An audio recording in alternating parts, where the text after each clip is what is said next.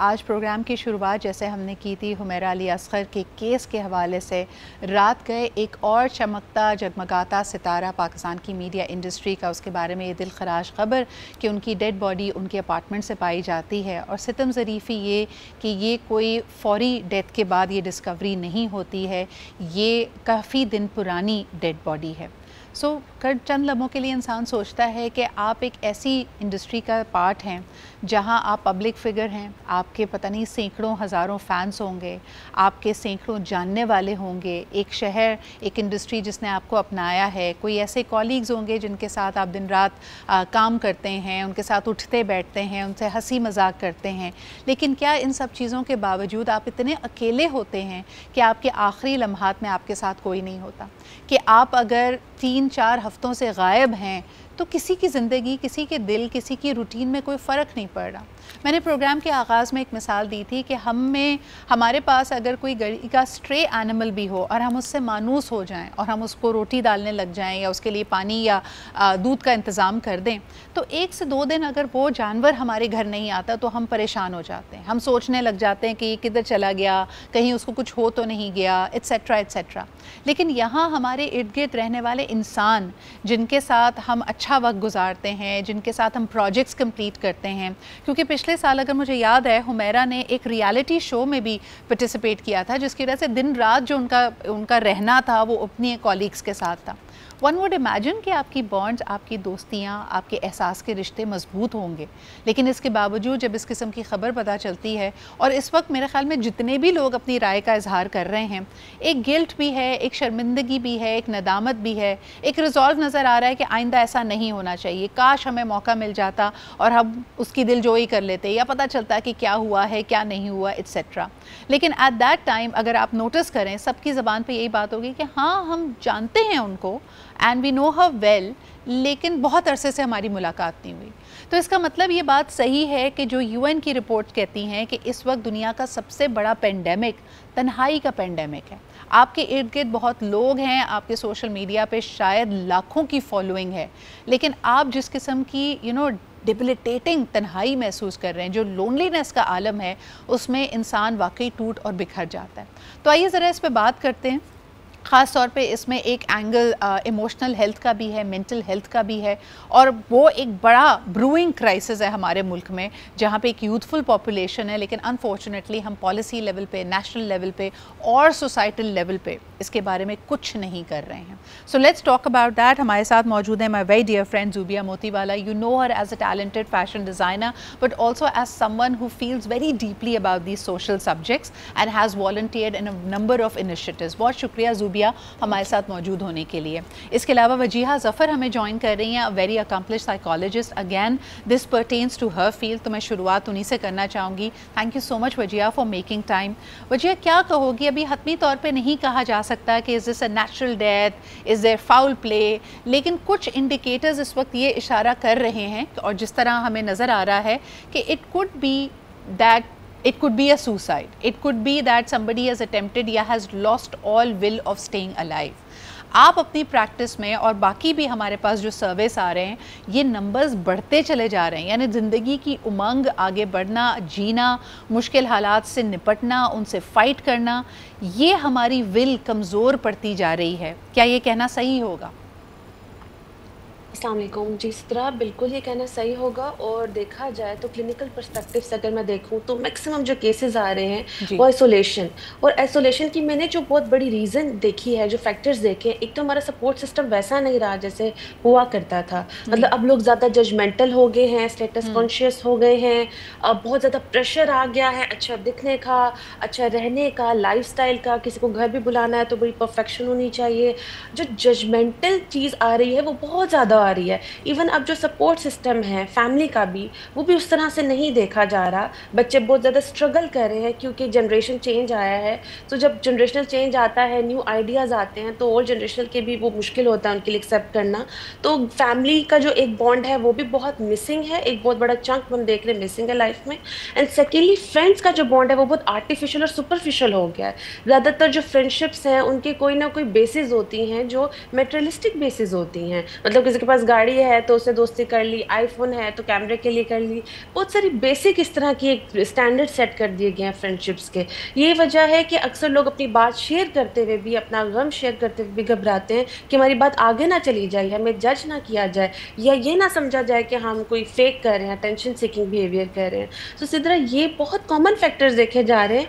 Even parents का जो support system था वो भी बहुत वीक देखा जा रहा है। कई दफ़ा क्लाइंट्स आके रिपोर्ट करते हैं कि हम पेरेंट्स से छुपा के चीज़ों को कर रहे होते हैं। अब फिर होता क्या है, जब आप चीज़ों को छुपाने लगते हैं ना, तो छुपाने में आप बहुत सारी चीज़ें गलत भी करने लग जाते हैं। जब आप बता के शेयर करके करते हैं तो उसमें पेरेंट्स हैं या बड़े हैं या कोई समझदार है, आपको अच्छा मशवरा देता है। लेकिन जब आप चीज़ों को बहुत छुपाने लगते हैं, जैसे अब आपने आइसोलेशन की बात की, इनकी बॉडी काफ़ी देर तक रही वहाँ पे, मतलब ये देखा जा रहा है कि वो बॉन्ड लेवल की चेक एंड बैलेंस भी नहीं है कि कोई कॉल करके पूछे कि कहाँ है, क्यों नहीं राब्ता हो रहा है।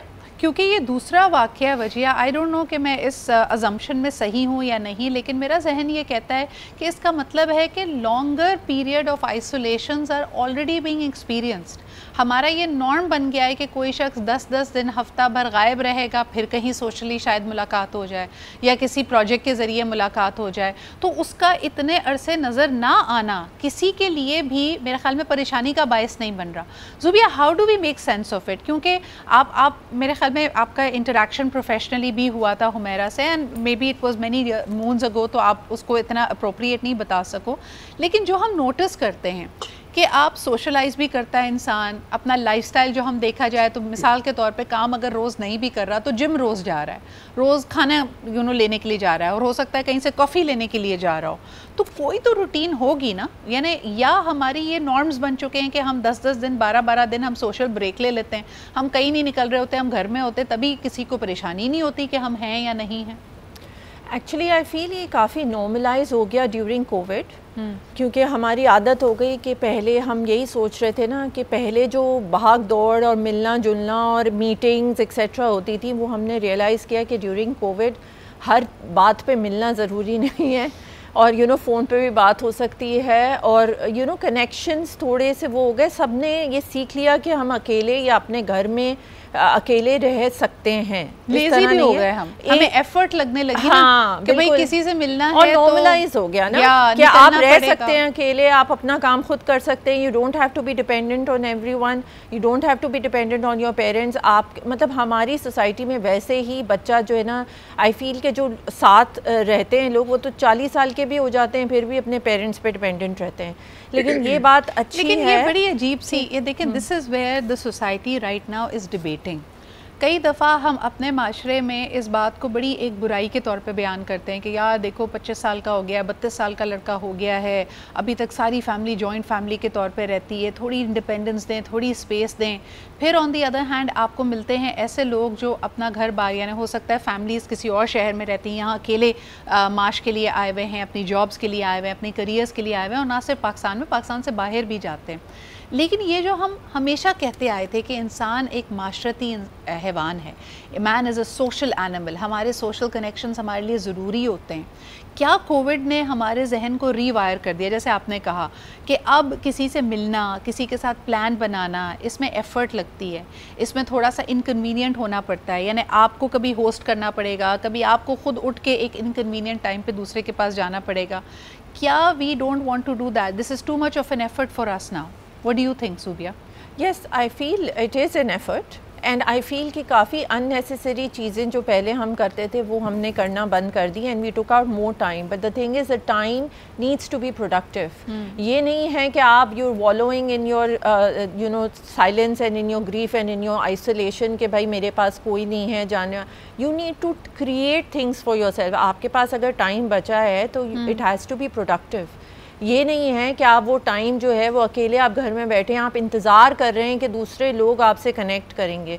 आपकी मसरूफियात ऐसी होनी चाहिए या आपकी चीज़ें ऐसी होनी चाहिए, और आजकल तो हर कोई is working, so life has become very very busy. चाहे आप ऑनलाइन काम कर रहे हैं, चाहे आप फिज़िकल काम कर रहे हैं, लेकिन उसके अलावा activities as you said, gym जाना, पार्क में आप वॉक करने चले गए, अगर कोई आपसे कनेक्ट नहीं कर रहा, आप उनसे कनेक्ट करें। There is a style of living जो पहले था प्री कोविड। मुझे ऐसा लगता है कि जैसे लोग कहते हैं ना, और वजिया ये सवाल मैं आपसे करूँगी कि दोस्ती करना, ताल्लुक़ बनाना, पुरखुलूस या एहसास वाला रिश्ता बनाना, जैसे हम पहले कहते थे ना कि एक सब्ज़ी फ़रोश से भी आपकी अलीक सलीक हो जाती थी, सलाम दुआ हो जाती थी, हम में इतना लिहाज, इतनी तमीज़ थी कि हम हाल बाल पूछ लेते थे, नाम के आगे चाचा या खाला लगा देते थे, तो एक अपनाइयत का भी एहसास होता था। क्या ये चीज़ें आहिस्ता आहिस्ता हमारे माशरे से ख़त्म होती जा रही हैं? अच्छा, यहाँ मैं एक चीज़ ऐड करना चाहूँगी, आप लोग भी अपने ऑब्जर्वेशन इस पे शेयर कर सकते हैं कि आजकल लोग बुरा भी मानते हैं अगर उनसे उनकी पर्सनल लाइफ के बारे में अगर आपको लग रहा है वो परेशान है, पूछें। ये भी एक बड़ा मेजर कंसर्न है कि पूछने वाला भी थोड़ा घबराता है कि अगला बुरा ना मान जाए। वो जो एक बाउंड्री वाला कॉन्सेप्ट है वो मॉडरेट लेवल से इतना एक्सट्रीम पे चला गया है कि आपको अगर कोई शक्ल से परेशान लग रहा है तो आप उससे पूछते हैं तो अगला बंदा माइंड भी कर जाता है कि पर्सनल लाइफ को घुरेद रहा है। हमारे फियर्स इतने बढ़ गए हैं जजमेंट जज वैसे वजिया ये बात आपने 16 आने सच कही है, क्योंकि कल परसों मेरा इत्तेफाक हुआ, एक नॉर्मल जैसे चेकअप्स वगैरह के लिए इंसान हॉस्पिटल में जाता है और वहाँ पे जब आप बैठे अपनी बारी का इंतज़ार कर रहे होते हैं, मैंने वाकई ये बात नोटिस की जो आप कह रही हैं कि लोगों ने स्मॉल टॉक करने के लिए एक दूसरे से पूछना शुरू किया कि भाई अस्पताल आए हैं तो ऑब्वियसली खैरियत से आए हैं, क्या हुआ है, किसको क्या बीमारी है। और कई लोग इस पे बहुत ज़्यादा एक यानी उनके रवैये से नज़र आ रहा था कि they were being so cold and they did not appreciate it कि आप हमसे स्मॉल टॉक ना करें इस बारे में। तो यू आर राइट कि हम शायद शेयर करना ही भूल गए हैं। कम्युनिकेशन स्किल्स हमारे बहुत, वही जो मैं बात कहूँगी, सुपरफिशियल हो गई है और हम बहुत सिलेक्टिव हो गए हैं। ट्रस्ट इश्यूज हमारे बहुत ज़्यादा बढ़ चुके हैं। तो ये वजह होता है कि हर इंसान अपने अंदर एक जंग लड़ना शुरू हो गया है। अब वो जो बैटल है, जब तक आप उस बैटल को शेयर नहीं करते तब तक वो बैटल बढ़ती है आपके अंदर। सो बहुत सारी चीज़ें ऐसी मुझे लगता है कि आइसोलेशन की एक बहुत बड़ी वजह आपने जैसे मेंशन किया कि गैदरिंग्स भी हो रही है, मिल भी रहे हैं, लेकिन किसी को किसी का डीपली आइडिया नहीं है कि किस पेन से गुजर रहा है। और जो बेस्ट फ्रेंड का कॉन्सेप्ट है वो भी बड़ा लिमिटेड हो गया है कि शायद कोई किसी की को बचपन की बेस्ट फ्रेंड कोई होगी एक आध, वो ही उसी से शेयर कर रहा है। सो थेरेपिस्ट का एक कॉन्सेप्ट है, बट वहाँ पे बाउंड्रीज आती हैं।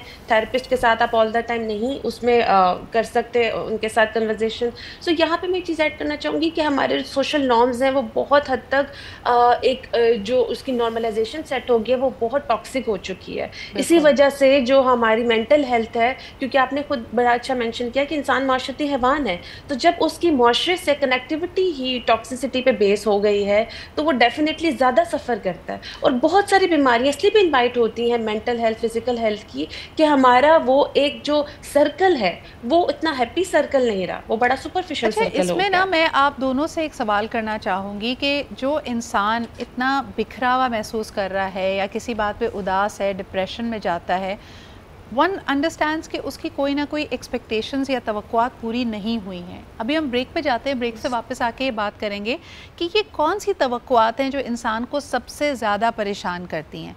वो तवक्कुआत, वो एक्सपेक्टेशंस जो मेरी अपनी ज़ात से है। मिसाल के तौर पे मैंने एक फ़ील्ड में कदम रखा तो मैंने सोचा कि मैं बहुत टैलेंटेड हूँ और मुझे अपनी जगह बनानी है और मैं इतने अरसे में यानी 3 से 4 साल के अरसे में मैं अपने आप को यहाँ पहुँचा हुआ देखती हूँ। फॉर वट एवर रीज़न्स अगर वो मेरे प्लान के मुताबिक चीज़ नहीं चल रही है तो क्या मैं अपनी एक्सपेक्टेशंस पे पूरी नहीं उतर रही हूँ तो इसलिए मैं दिल बर्दाश्ता होंगी। और ऑन दी अदर हैंड कि इस सफ़र के दौरान जो दूसरे लोग आपको मिलते हैं, जो दूसरों की एक्सपेक्टेशंस होती हैं, जिनसे आप शायद धोखा खाते हैं, जो आपके साथ कोई नेगेटिव एक्सपीरियंसेस होते हैं, उनकी वजह से इंसान की आस टूटती है। So what is the combination of that, we are going to talk about it. जब इंसान तन्हाई का या मायूसी का शिकार होता है तो क्या चीज़ है जो उसकी हिम्मत को तोड़ती है? वो तवक्कुआत जो वो अपने आप से वाबस्ता करता है और पूरी नहीं कर पाता एंड ही और she starts feeling like a failure, या फिर वो एक्सपेक्टेशंस जो दूसरों से उसने लगाई होती हैं और दूसरे उस पर या तो पूरा नहीं उतरते या आपके नेगेटिव एक्सपीरियंसेस होते हैं। So let's see what my panel has to say about it. Zubia, आप क्या समझती हैं? आपकी अपने से जुड़ी हुई तवक्कुआत अगर ना पूरी हों तो आपको ज़्यादा परेशान करेंगी, या दूसरे क्या धोखा देना, दूसरों का जोवियल ना होना, आपके लिए खड़े ना होना, ये आपको ज़्यादा तकलीफ़ देगा? Actually it all depends on personalities and it all depends कि आपकी पहले के एक्सपीरियंसेस क्या रहे हैं। और दूसरा ये भी कि for me it's very important कि मेरी जो एक्सपेक्टेशंस हैं ख़ुद से वो मैं पूरी करूं, और दूसरे लोगों से एक्सपेक्टेशन इतनी हाई करना आई मीन लॉजिकली भी इट डजंट मेक सेंस कि आप दूसरों के ऊपर इतनी ज़्यादा अपने फ्यूचर का बर्डन डाल दें कि उन्होंने आपके लिए कुछ करना है। बेसिकली आपको अपने लिए ही खुद करना है, उसके बाद ही लोग दूसरे भी वो देखकर कि आप कितनी एफर्ट डाल रहे हैं तो वो दूसरे भी आपके लिए फिर एफर्ट डालने को रेडी होते हैं। पॉइंट, और ये मैं वजिया के पास लेना चाहूँगी। वजिया, ज़ुबिया ने अभी जैसे कहा कि दूसरों से बहुत सारे तवक्कुआत वाबस्ता ही ना करें, और ये वो एडवाइस है जो हम आम फहम अपने कई प्रोग्राम्स में इस पर बात कर रहे होते हैं कि भाई देखें, लोग पे अंधा एतमाद ना करें, बहुत ज़्यादा तवक्कुआत, बहुत ज़्यादा एक्सपेक्टेशंस हाई ना करें। I feel it's very human, यानी इंसान हैं तो अंदर आपके अंदर एक सॉफ्टनेस भी होगी। किसी के साथ अगर आप मानूस हैं, आपकी दोस्ती है, कोई एहसास है, तो आप ऐसा कैसे हो सकता है कि हम उससे एक्सपेक्टेशंस ना क्रिएट करें। तो ये जो एडवाइस है कि जी तवक्कुआत बहुत हाई ना करें, इसको कैसे इम्प्लीमेंट करें? वजिया, इतने संगदिल, इतने स्ट्रॉन्ग हम कैसे बने? सदरा, ये इतना इम्पॉर्टेंट पॉइंट है बिकॉज रिसेंटली मैं भी इस पर वर्क कर रही हूँ। मैं काफ़ी टाइम से वर्क कर रही हूँ, बट रिसेंटली मुझे लगा कि इस पे ज़्यादा वर्क करना चाहिए। जनरली ये मैजिकल रिजल्ट्स आपकी लाइफ में देता है, और ये बिल्कुल ऐसे ही है जैसे आप कोई नई हैबिट डेवलप नहीं करते, Aahista Aahista, slowly and gradually, या आप कोई डाइट प्लान करते हैं तो उसमें आहिस्ता आहिस्ता अपनी डाइट को मेंटेन करते हैं। तो ये इट्स लाइक अगर आप इसको एक हैबिट की तरह प्रैक्टिस करना शुरू करते हैं। मैं आपको एक पर्सनल अपना शेयर कर रही हूँ कि मैंने इसको अपनी हैबिट में एज अ हैबिट इसको अपने आप को ट्रेन करना शुरू किया, because you are absolutely right, we are human being और इट्स वेरी नेचुरल। और हम इसको ये भी नहीं है कि बिल्कुल ख़त्म कर सकते हैं, बट बिल्कुल ऐसे ही है जैसे हम बहुत ज़्यादा, मैं हमेशा ऐड करती हूँ कि ओवर ईटिंग इज़ बैड। तो ओवर एक्सपेक्टेशन हमारी, जब हम एक्सपेक्टेशन को लिमिटेड नहीं करते तो वो हमें खा जाती हैं, वो और रिश्तों को भी खा जाती हैं। और उसमें क्या होता है, लेकिन वजह इसको थोड़ा सा और ब्रेक डाउन करते हैं। आप हमारे व्यूअर्स की मदद के लिए बताएं कि अगर, चलें एक मिसाल दे देते हैं ना, कि अगर कोई चीज़ से आपकी कोई तवक्को थी, आप किसी मुश्किल वक्त से गुजर रहे हैं, आपकी तवक्को थी कि यार ये फ़लाना शख्स मुझे फाइनेंशली, इमोशनली या किसी भी तरीके से मेरे लिए मौजूद होगा, लेकिन उस शख्स ने जो ना आपको बिल्कुल आपसे किनारा कशी इख्तियार कर ली, आपके बुरे वक्त में आपका साथ नहीं दिया। ऐसी सिचुएशन में अब अपनी तवक्को को मैनेज कैसे करें? तवक्कुआत तो थी ना उससे वाबस्ता, गुस्सा भी है, तकलीफ भी है, तब क्या करें? सबसे पहली चीज़ जो आपको करनी चाहिए जब आपके ऊपर ये चीज़ आती है, पहले तो अपने इमोशंस को नॉर्मल समझना है। आपको गुस्सा भी आएगा, आपको बुरा भी लगेगा, आपको ओवर थिंकिंग भी आएगी, बट उस नॉर्मल प्रोसेस को आपने 2-3 दिन से ज़्यादा नहीं करना। उसके बाद हमें क्या होता है, थॉट्स आती हैं। जब थॉट्स आती हैं तो थॉट्स को हम फिर उस पर वर्क करते हैं कि अगर एक थॉट आ रही है तो उसकी alternative positive thought, for example कि उसने मेरा साथ क्यों नहीं दिया, ठीक है, उस पर पॉजिटिव थॉट ये होती है कि उसकी अपनी भी मजबूरी हो सकती है, हो सकता है कि वो उसको पोजीशन में ना हो सकता है कि उसकी अपनी कोई क्राइसिस चल रहे हो। जब आप रीजनिंग देते हैं अपनी थॉट को, तो रीजनिंग क्या करती है, आपके इमोशंस को काम डाउन करती है, बहुत टोन डाउन करती है आपको। लेकिन जब हम रीजनिंग को ही नेगेटिव कर देते हैं और ज़्यादा कि नहीं इसको करना ही चाहिए था, या उसके तो फाइनेंशियल हालात देखने में बिल्कुल सही हैं, और ऐसा, तो फिर आपका गुस्सा, एंगर और बढ़ता है। या मैं ऐड करना चाहूँगी कि ये चीज़ आपको इफेक्ट कर रही है इमोशनली, मेंटली। कितना ज़बरदस्त पॉइंट आपने वजिया लोगों को क्लैरिफाई किया है कि देखिए, 1 या 2 दिन का गुस्सा आना नेचुरल है, उस वक्त अपने इमोशंस को, अपने जज्बात को टाइम दें, स्पेस दें। लेकिन अगर आप जो रीज़न है, यानी 3 दिन के बाद जब आपके वो जज्बाती जो एक उभार था वो नीचे आया है, तो आप अपने आप को क्या रीज़न दे रहे हैं? क्या आप कह रहे हैं कि यार ये शख्स है ही बुरा, ये बेमुरव्वत शख्स है, इसके अंदर तो कोई एहसास ही नहीं है, देखो मैंने इसके लिए, that is when you are playing victim, और आप दूसरे को विलेनाइज कर रहे हैं। उस वक्त अपनी थॉट को कैच करने की ज़रूरत है। अच्छा, इसका एक और एस्पेक्ट लेके चलते हैं। ज़ुबिया, अभी हम बात कर रहे थे आइसोलेशन की, जब आप डिस्टेंस बढ़ा लेते हैं। कुछ दफ़ा होता है कि दूसरे आपसे डिस्टेंस बनाते हैं, कई दफ़ा आप किसी बात पे नाराज़ हुए या आपका कोई नेगेटिव एक्सपीरियंस हुआ तो आपने थोड़ा सा ना अपने आप को पुल बैक कर लिया।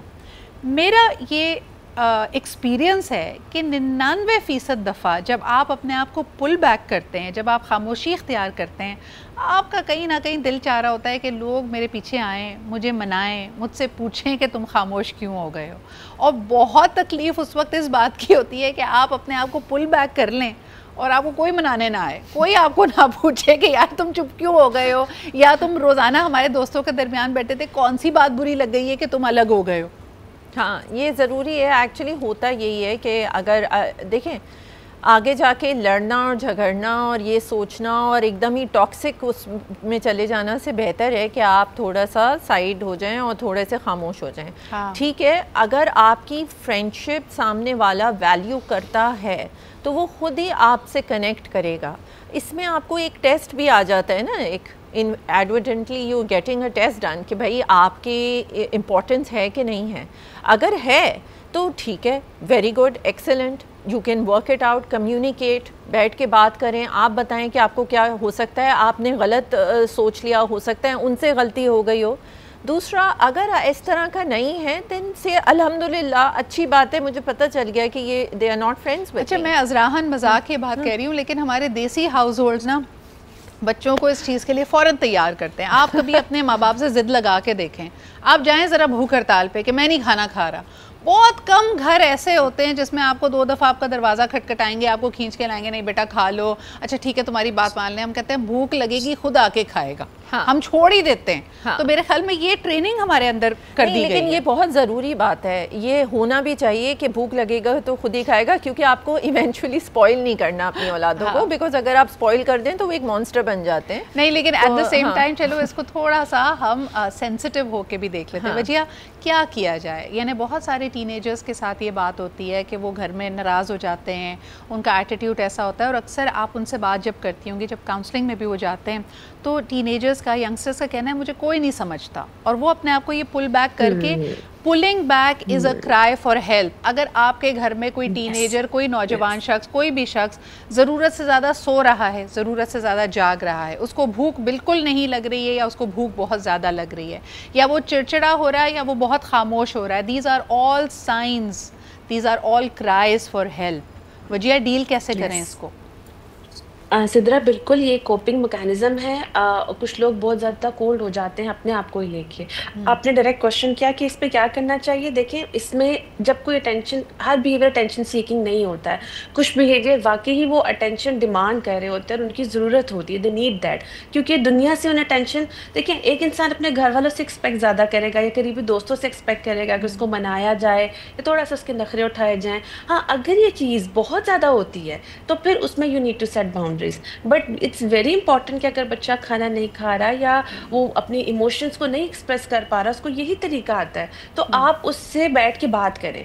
अच्छा, मेन इंपॉर्टेंट चीज़ है कि मैंने टीनेजर्स के साथ जिस पे काम किया है उस पर मैं उनसे क्वेश्चनिंग करती हूँ कि आप इसके अलावा और क्या तरीका था जिसके थ्रू आप अपने पेरेंट्स को बता सकते थे कि हम हर्ट ना खाना खाने के अलावा। तो उन्होंने बहुत सारे ऑप्शंस मुझे बताए और उन्होंने घर में इस पर अप्लाई भी किया। सो पेरेंट्स क्या करते हैं कि वो फ़ौरन से इस पॉइंट पे आ जाते हैं कि ये तो अटेंशन सीकिंग बिहेवियर करे, नहीं, उसको तरीके सिखाएं, उसको बताएं, और ये ट्रेनिंग बचपन से होना बहुत ज़रूरी है। अच्छा, मैं अगर देखती हूँ, बिल्कुल सही कह रही हैं वजिया, मेरे ख्याल में खाना ना खाना, चुप हो जाना, अपने आप को कमरे में बंद कर लेना, ये तो खामोश एहतजाज है। मुझे लगता है पेरेंट्स और ज़्यादा परेशान होते हैं जब बच्चा वायलेंट हो जाता है, जब वो आंसर बैक कर रहा होता है, जब वो चीख रहा होता है या वो चीज़ों को तोड़ फोड़ रहा होता है। ज़ुबिया, क्या ज़्यादा ख़तरनाक है? दोनों ख़तरनाक है एक्चुअली। आपको साइंस देखना ज़रूरी है। वो तो देखिए, छोटा जब बच्चा होता है आपको उनको ट्रेन अलग तरीके से करना होता है। जब वो टीनेजर हो जाता है तो आपकी मसले डिफरेंट होते हैं, points of communication is different, how they are reacting to things is different. आपकी अपने टीनेजर बच्चे से दोस्ती कितनी है, that depends on that also. आप उसकी हर बात को क्या मान रहे हैं या आप उसकी बातों को समझ रहे हैं। हर बात को मानना इज़ रॉन्ग, हर बात को समझना इज़ राइट। अच्छा, मुझे लगता है कि कहीं ना कहीं थोड़ा सा टॉपिक को मैं आगे लेके चलूँगी कि इसमें जो ना गलती हमारे न्यूक्लियर फैमिलीज़ की भी है। हम क्योंकि माँ बाप और बच्चे इस तरह के यूनिट्स में अब बढ़ गए हैं, तो हमें बहुत ज़्यादा लोग अगर हों मौजूद, यानी अगर 10-12 फैमिली मेम्बर्स हैं या एक्सटेंडेड फैमिली है, हमें इस तरह की सिचुएशंस को अब डील करने की आदत या उसकी स्किल्स हमारे बच्चों में ख़त्म होती जा रही है। हम ईद रिश्तेदारों से मिलते हैं या कोई शादी ब्याह का या फौतगी का मौका हो तो सारे इकट्ठे हो जाते हैं। वक्तन फ़वक्तन जो मिलना होता है, जो क्लोज़ फैमिली और बॉन्डिंग होती है, वो हमारी ख़त्म होती चली जा रही है, जिसकी वजह से अगर आपने बच्चे की बचपन में या उसकी लाइफ में उसने देखा ही नहीं है कि उसको बुज़ुर्गों के पास जाना है, फैमिली वालों से मिलना है, ये सब चीज़ें बोझ लगेंगी, उसके पास ये सोशल स्किल्स होंगे ही नहीं। हम एक छोटा सा ब्रेक लेते हैं, वापस आके बात करेंगे कि पहले तो हमारे पास ऑप्शन ही नहीं थी। और पहले की क्या, मेरे पास तो कल रात तक ऑप्शन नहीं थी। मैं थकी हारी अपना काम ख़त्म करके घर पहुँची और मेरे बहन ने अपने घर में एक इनफॉर्मल सा डिनर रखा हुआ था। मैंने जी लाख बहाने कर लिए। मैंने वो जो बहन यहाँ पे उसको कह दिया कि मैं बहुत थकी हुई हूँ, मैं नहीं आऊँगी। मैंने अम्मी से कह दिया मैं बहुत थकी हुई हूँ, मैं नहीं आऊँगी। मेरी दूसरी वाली बहन ने कनाडा से फ़ोन करके कहा कि आप जाएंगी। तो these things you have to make an effort for, और आपको लोगों के दरमियान बैठने की स्किल आनी चाहिए। इस पे बात करते हैं जी।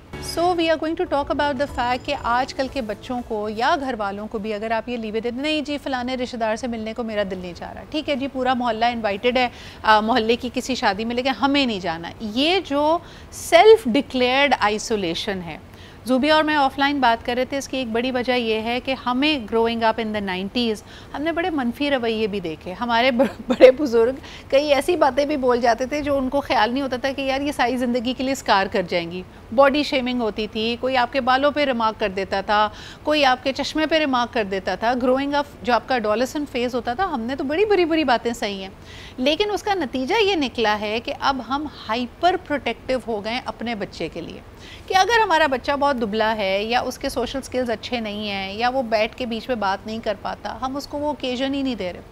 मुझे अच्छी तरह याद है अपनी अम्मी का ये जुमला कि अम्मी कहती थी क्या फ़ायदा तुम लोगों को अच्छे स्कूलों में पढ़ाने का कि अगर मेहमान आएँ तो हमें ही प्रॉम्प्ट करना पड़ता है कि बेटा सलाम करो, बेटा बात कर लो।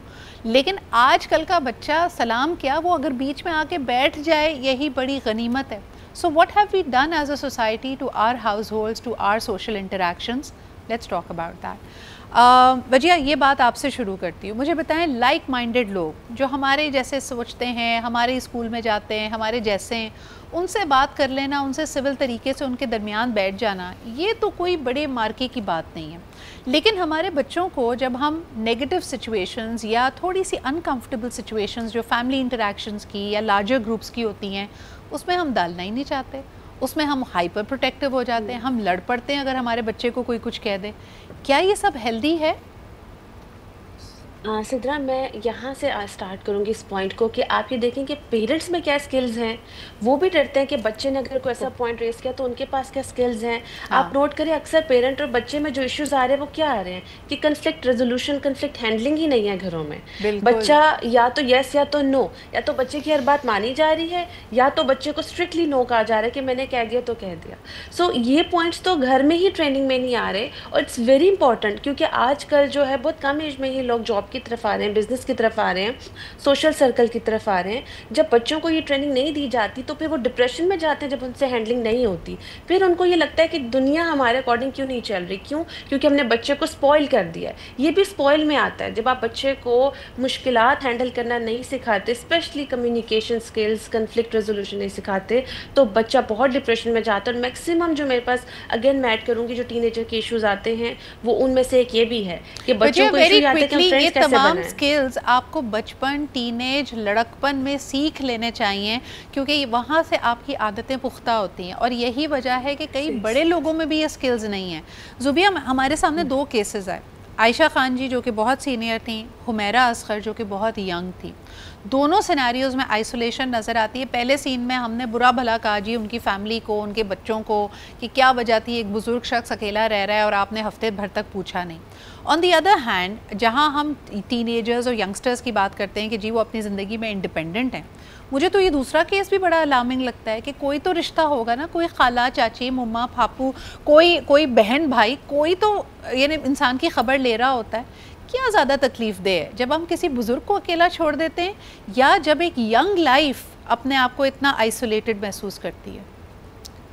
देखिए, it depends on relations and families and personalities, इसमें बहुत सारी चीज़ें इन्वॉल्व होती हैं। सो आई डोंट नो कि क्या उनकी रिलेशंस थी और किस तरह नहीं, नॉट इन पर्टिकुलर, मैं उस केस की बात नहीं कर रही, लेकिन मैंने कहा ना कि हमने बड़ा इसको सोशल इशू बना के लोगों ने ये कहा कि देखिए जी माँ बाप पूरी ज़िंदगी बच्चों के लिए इतनी कुर्बानियाँ देते हैं और बुढ़ापे में, ज़ईफ़ी में माँ बाप को बच्चे छोड़ के चले जाते हैं। एक सर्कल ऑफ लाइफ है और हर एक को अपने रिश्ते जो है वो निभाना ज़रूरी है, क्योंकि आप इस दुनिया में रहते हैं और ये ज़रूरी है कि हर रिश्ता जो है वो आप उस तरह से निभाएं जैसे निभाना चाहिए, क्योंकि आपके हुकूक हैं तो दूसरे के भी हुकूक हैं आपकी तरफ।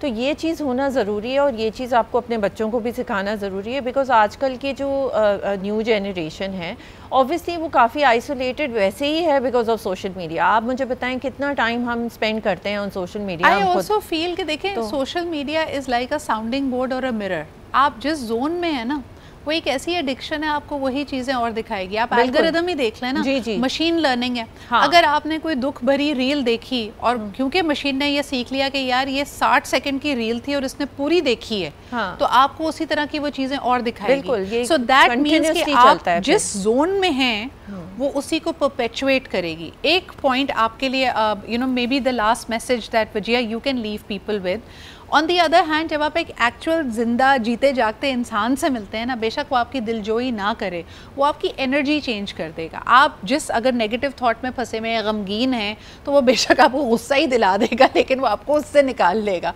तो मुझे लगता है सोशल मीडिया के बजाय किसी जीते जाते इंसान से आप जाके इंटरेक्ट कर लें। क्या कहेंगी वजिया? बिल्कुल, जो ऑरा है जिसकी हम बात करते हैं ये बहुत ज़रूरी है। आप स्पेशली जो ऑरा पिक करते हैं वो रील्स के थ्रू नहीं कर रही, रील्स के थ्रू अपना ही ऑरा ख़राब कर रहे होते हैं। हाँ। बट जनरली जब आप लोगों से मिलते हैं और कनेक्ट करते हैं तो आपको बहुत सारी न्यू और ना भी बात करके आपको कनेक्टिविटी ही बहुत कुछ सिखा देती है और उस जोन से बाहर ले आती है जिसके अंदर आप ट्रैप हुए हुए होते हैं। तो यहाँ पे मैं ऐड करूँगी, जब आपको इमोशनली ट्रैप अपनी इससे निकलना है बाहर तो आपको रियलिटी से अपने आप को जोड़ना है, ना कि उस इमेजिनेटिव वर्ल्ड के साथ जो रील्स के फॉर्म में। So important. बहुत बहुत शुक्रिया Wajiha and Zubiya. I think our viewers got a lot of meaty insightful advice from all of you. ये आप लोगों के एक्सपीरियंसेस भी थे, ऑब्जर्वेशंस भी थी। ये बड़ा अहम है जी कि अपने देखें, आप बैटल हर कोई कर रहा है, हर इंसान अपने आप को वो कमर बिना बस्ता लाद के हम अपनी मुश्किलों से निकलने की कोशिश कर रहे हैं। एक पहाड़ है जिसको हम चढ़ रहे हैं, लेकिन इम्पॉर्टेंट है कि अपना थोड़ा सा टेम्परेचर लें और जो चीज़ इनकन्वीनियंट लगती है वो करें। दूसरे के सामने अपना दिल खोल कर रखना मुश्किल लगता है, इस फियर को फेस करें। घर में पजामाज में बैठ के बुरा फील करना आसान लगता है, इसको तोड़ें, उठें, नहाएं, तैयार हों, निकल जाएं बाहर। अपने आप को थोड़ा सा जब एनर्जी आप चेंज करेंगे, you will get the wisdom, you will get the हिम्मत, you will get the courage to fight these situations. But I hope that you find some peace और आपके पास हमेशा हेल्प मौजूद हो। इसी के साथ मुझे इजाज़त दीजिए। खुदा हाफ़िज़।